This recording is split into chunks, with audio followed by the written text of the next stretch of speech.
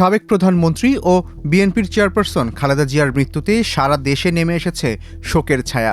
তার মৃত্যুতে অন্তর্বর্তীকালীন সরকারের প্রধান উপদেষ্টা অধ্যাপক ডক্টর মোহাম্মদ ইউনূস সহ বিভিন্ন রাজনৈতিক দল ও নেতারা শোক জানিয়েছেন।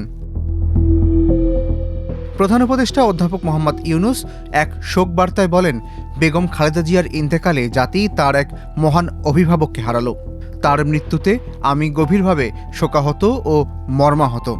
শোক বার্তায় আরও বলেন, বেগম খালেদা জিয়া শুধু একটি রাজনৈতিক দলের নেত্রী ছিলেন না, তিনি ছিলেন বাংলাদেশের ইতিহাসের একটি গুরুত্বপূর্ণ অধ্যায়।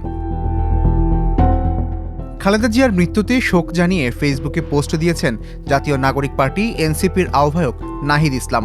তিনি লিখেছেন, স্বৈরাচার বিরোধী আন্দোলনে তার সাহসী নেতৃত্ব গণতান্ত্রিক অধিকার আদায়ে এদেশের মানুষকে পথ দেখিয়েছে।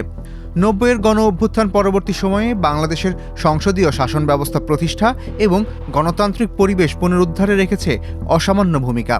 দীর্ঘ রাজনৈতিক জীবনে তিনি বহুবার কারাবরণ করেছেন এবং চড়াই উতরাই পার করেছেন, কিন্তু নিজের রাজনৈতিক আদর্শ ও জনগণের অধিকার আদায়ের প্রশ্নে তিনি ছিলেন অবিচল। শোক সন্তপ্ত পরিবার ও খালেদা জিয়ার অসংখ্য অনুসারীর প্রতি গভীর সমবেদনা জানিয়েছেন জামায়াতে ইসলামীর আমির শফিকুর রহমান।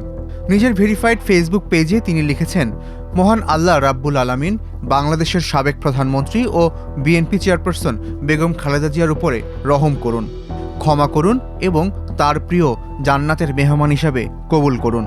তার আপনজন, প্রিয়জন ও সহকর্মীদেরকে মহান আল্লাহ সবরে জামিল দান করুন, আমিন। গণসংহতি আন্দোলনের প্রধান সমন্বয়কারী জোনায়েদ সাকি ফেসবুক পোস্টে লিখেছেন, বিএনপি চেয়ারপারসন সাবেক প্রধানমন্ত্রী বেগম খালেদা জিয়া আর নেই। বেগম জিয়ার মৃত্যুতে গভীরভাবে শোক প্রকাশ করেন তিনি।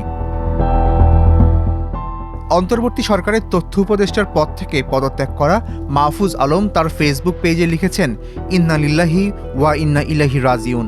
আল্লাহ দেশের স্বাধীনতা ও সার্বভৌমত্বের প্রতীক বেগম খালেদা জিয়াকে জান্নাতের উচ্চ মাকাম দান করুন।